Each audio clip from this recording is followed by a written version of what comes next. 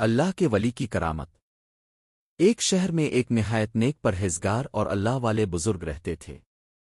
ان کی ساری زندگی عبادت عاجزی اور اللہ پر مکمل بھروسے میں گزرتی تھی۔ لوگ اپنی پریشانیاں لے کر ان کے پاس آتے اور وہ ہمیشہ فرماتے، میں کچھ نہیں، سب کچھ اللہ کرتا ہے۔ ایک سال اس شہر میں سخت قحط پڑ گیا۔ بارش بند، زمین خشک، کنویں خالی، جانور مرنے لگے۔ لوگ بھوک اور پیاس سے بے حال ہو گئے۔ آخر کار سب اس بزرگ کے پاس آئے اور عرض کی، اللہ کے نیک بندے، ہمارے لیے دعا کیجیے، ہم تباہ ہو رہے ہیں۔ بزرگ کی آنکھوں میں آنسو آ گئے۔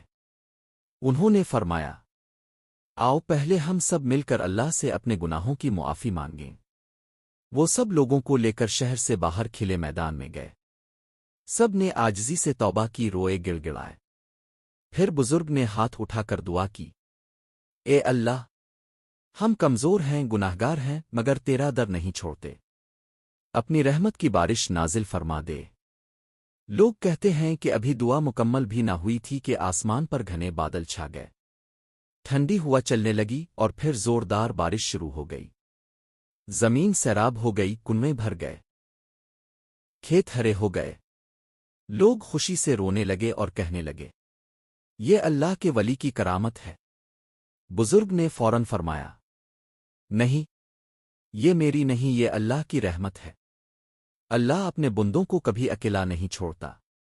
اللہ پر سچا بھروسہ، توبہ اور عاجزی، یہی مشکلوں سے نجات کا راستہ ہے۔